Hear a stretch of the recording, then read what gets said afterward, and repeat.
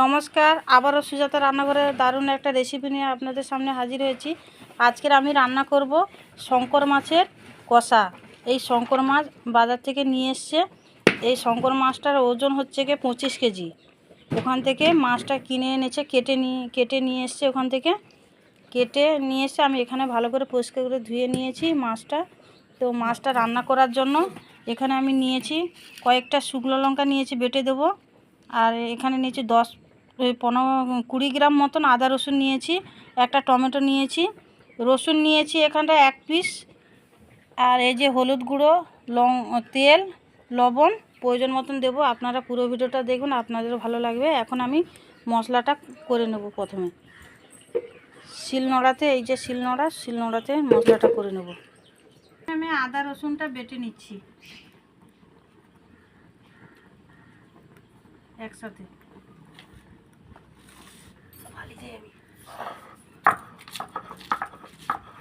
এবার লঙ্কাটাও বেটে নিচ্ছি আমি।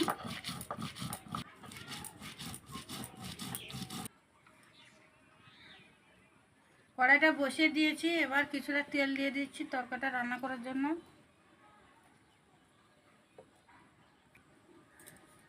অল্প করে চিনি দিচ্ছি।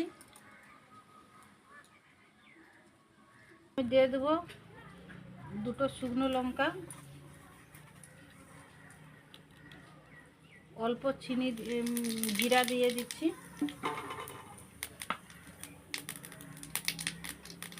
একটা কুচিয়ে রাখা পেঁয়াজ,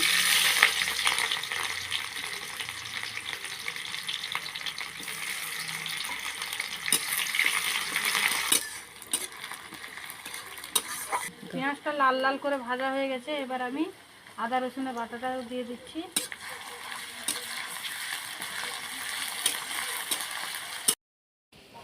এবার আমি টমেটো দিয়ে দেব।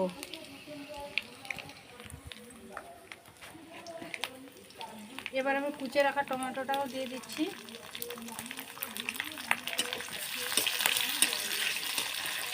এবার দেব লঙ্কা বাটা,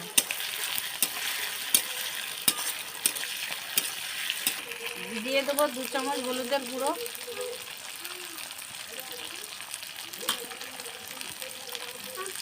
2 চামচ লবণ,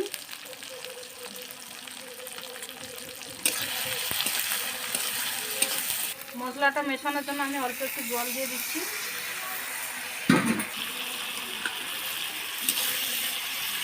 ভালো করে দেখতেই পাচ্ছেন কষানো হয়ে গেছে এবং সাইড থেকে তেল বেরিয়ে গেছে।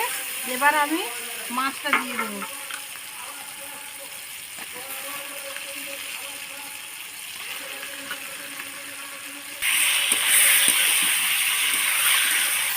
এখন ওপাশে যাক।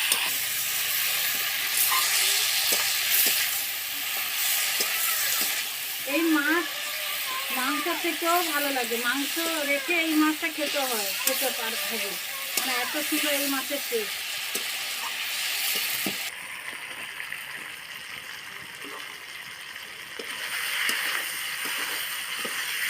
আমার কষানো হয়ে গেছে।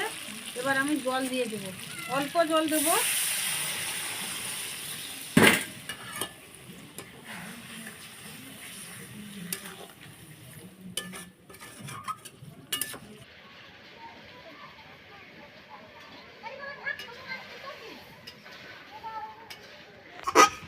রান্নাটা আমার হয়ে এসছে।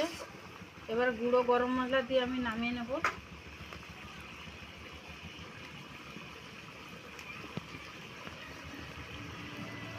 রান্নাটা হয়ে গেছে, এবার আমি নামিয়ে নেব।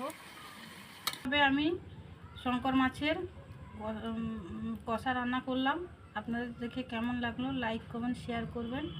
দেখা হচ্ছে পরের ভিডিওতে। নমস্কার, সবাই ভালো থাকুন, সুস্থ থাকবেন।